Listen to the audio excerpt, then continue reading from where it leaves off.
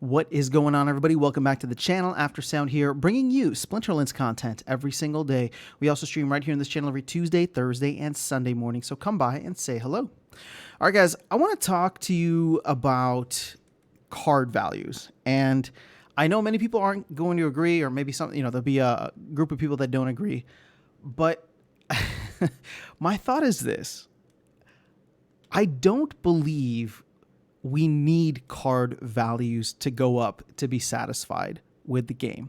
And what I mean by that is I think the reason that so many people feel so burned by Splinterlands, and probably all across crypto right now, but specifically Splinterlands, is the fact that we've all been buying cards that have just gone down and down and down with value, right?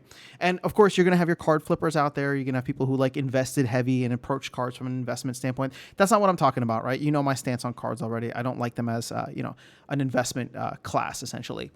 But just in general, like being able to buy cards and then not having them go down in value, just having them hold their value, even, going down slightly would, I would say, still be holding its value relatively well.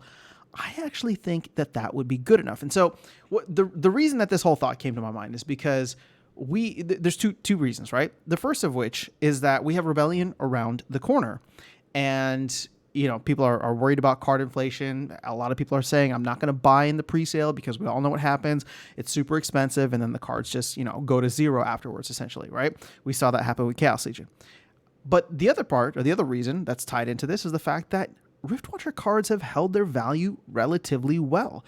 I mean, all things considered, sure, did some people probably buy, a Korra Lurker for like $30+ at some point?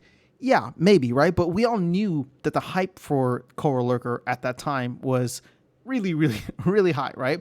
And at the end of the day, it is one of the more scarce cards out there, considering all of the legendaries that are available across the Chaos Legion set, right? So that includes rewards and the core set. So I'm thinking through this for what the implications are when Rebellion comes out, right? And as we know, in the most recent town halls, it sounds like the team is working on Rebellion for this year. So that's the assumption that we're going off for this. Now, here's the thing.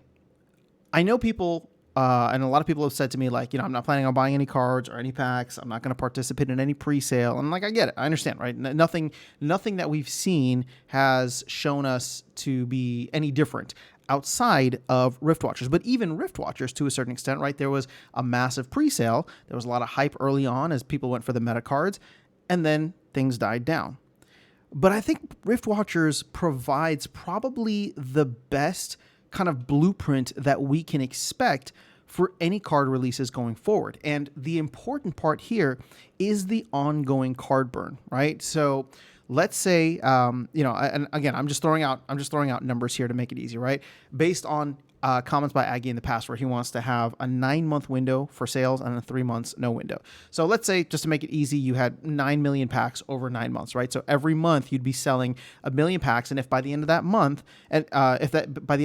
we only sold 500,000 packs, then the other 500,000 would get burned, right? So if we only sold 500,000 packs or 800,000 packs in the first month, then by the end of that month, we would still be 1 million completed, but it'd be 800,000 sold, 200,000 burned, right? And that burn won't be happening on a monthly basis. It'll probably be happening on a daily basis, which would be really interesting to watch unfold in real time.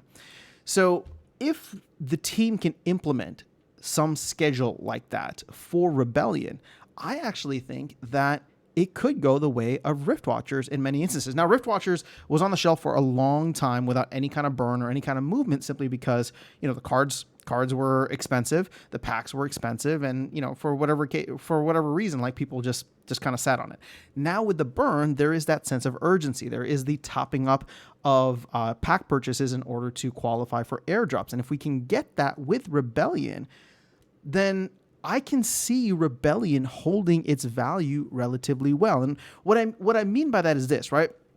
There's probably going to be, similar to Chaos Legion, similar to Riftwatchers, probably some pre-sale. People go heavy on the pre-sale for whatever the pre-sale benefits are, and then you're going to have some dumping on the market, right? That's just what happens as people try to recoup their value from that. But it does provide value for everybody else who wants to buy packs at a cheaper rate than whatever the store is selling them for. But once those packs get absorbed, is what I'm trying to get at. Once those packs get absorbed, then all of a sudden we hit this new equilibrium point, which is, kind of what I'm saying, where the equilibrium point for Rift Watchers is right now, where we only have as many packs purchased and opened as the player base really allows. And there is this incentive to continue to top up and, keep the values there, keep the scarcity kind of increasing by having this consistent ongoing burn from the get-go, right? So it's almost like I'm comparing where we're at with Rift Watchers right now to Rebellion in the future. So if you started with hypothetically 9 million packs, even now, right? I don't think that there's any way we would move 9 million packs. We moved 9 million Chaos Legion packs, but that had 2 major bulk sales in it. That had like a pre-sale and then like an extended pre-sale or a phase 2 sale. So there was a lot of things that were going on there. But it's like with with Rebellion, it doesn't even matter how many packs. Like it could be 9 million, it could be 15 million, it could be 20 million, right? But the point is that we would be burning those packs as we went along. People would buy on a monthly basis or whatever, whenever the airdrops were going to come out, every million or 500,000 or however they design whatever happens in Rebellion. And through that, we would only be opening and buying the amount of packs we need, and we'd get to that equilibrium much faster, is the argument that I'm trying to make. So all that being said, let's go back to what I was trying to make the video about, or the core of the video.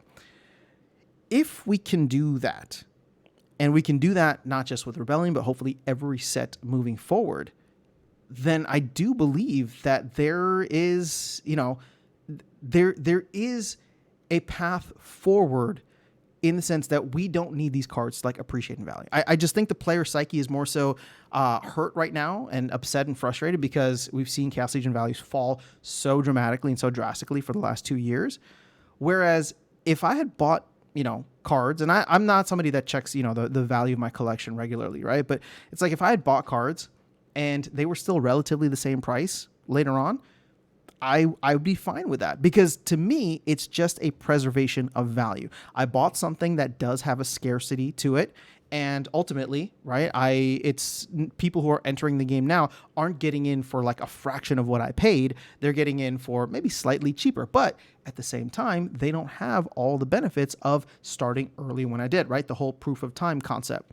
So that's, I'm actually quite bullish on this style moving forward, but I'm curious to know, and be honest, right? Because I think I'm onto something here. Although I know many people, not many, but I think some people would disagree just because of the narrative around NFTs and their scarcity driven value, and they should appreciate. But I personally would be okay with being able to buy something, right? Being able to buy a card and have like even 80 to 90% of its value still be there if I ever wanted to exit the game in the future. The problem is, just for all of us Chaos Legion, graduating class of Chaos Legion, right? Like we bought our cards, our summoners for, way too much money. And now we're looking at it as like, well, there's not even enough players to soak up the cards here, right? And so the last thing I'll leave you with is just a little thought experiment. I mean, just imagine if this burn mechanic had been implemented from the beginning for Chaos Legion. We sold out of 6 million packs on day one. And then it was like nothing for months, right? Until we went all the way to the burn by the end of 2022. So if you can imagine what that would have looked like, maybe we only sell 7-8 million packs rather than the, almost 11 or 12 million packs I think that we did end up selling. And it just gets to a different point, right? So I don't know. That's where my head is at with this. Would love to hear your thoughts, though. I'll catch you all in the next video and see you around the game. Take care.